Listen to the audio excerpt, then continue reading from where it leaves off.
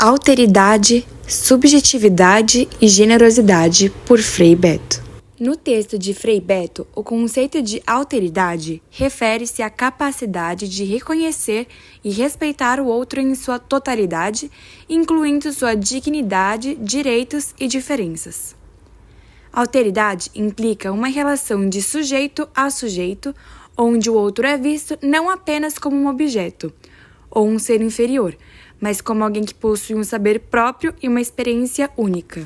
Frei Beto critica a visão neoliberal ao afirmar que ela promove uma desumanização das relações sociais, priorizando a competição e a acumulação de capital em detrimento da dignidade humana e da diversidade.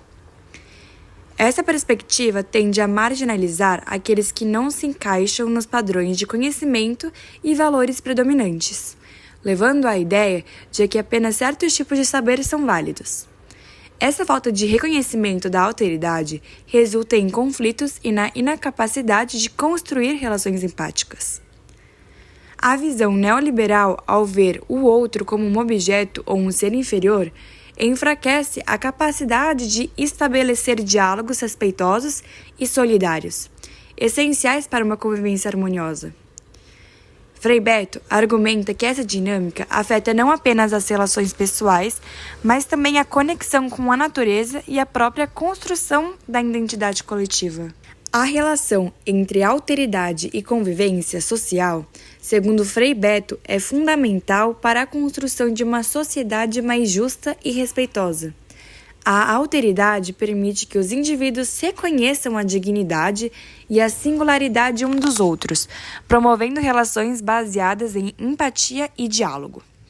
Um exemplo destacado no texto é a comparação entre a sabedoria de diferentes grupos sociais.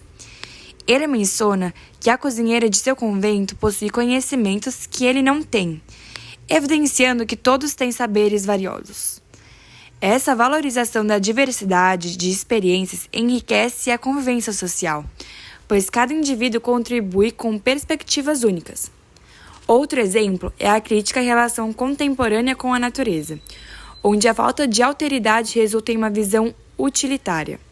Ao invés de tratar a natureza como sujeito, a sociedade frequentemente vê-a como objeto, desconsiderando sua sacralidade e interdependência. Isso não apenas prejudica a natureza, mas também impacta negativamente a forma como os seres humanos se relacionam entre si, criando uma desconexão e uma distância que alimentam conflitos. Enfim, a alteridade é essencial para a convivência social. Se baseia no respeito mútuo e na construção de comunidades solidárias, reconhecendo a riqueza da diversidade humana. A alteridade com a natureza, conforme abordado no texto, envolve reconhecer a natureza como um sujeito digno de respeito, e não como um objeto a ser explorado. Ele argumenta que, historicamente, as sociedades mantinham uma relação de sujeitado para o sujeito com o meio ambiente, como exemplificado pela conexão que povos indígenas têm com a terra os seres que a habitam. Em relação de alteridade, implica um respeito profundo pela vida e pelos direitos naturais, que é frequentemente negligenciado na modernidade. A falta dessa alteridade gera uma desconexão que não apenas prejudica o meio ambiente, mas também reflete nas relações humanas. Quando tratamos a natureza como um objeto, isso se traduz em uma visão utilitária do outro, desumanizando indivíduos e comunidades. A generosidade nesse contexto é crucial. Ele sugere que a verdadeira generosidade surge da capacidade de ver o outro, seja humano ou por parte da natureza, em sua totalidade e dignidade. Esse reconhecimento promove relações baseadas no respeito, no diálogo e na solidariedade. A generosidade permite que construa uma comunidade em que as diferenças são valorizadas, contribuindo para uma convivência mais harmoniosa e integrada. Assim, a prática da generosidade é fundamental na alteridade.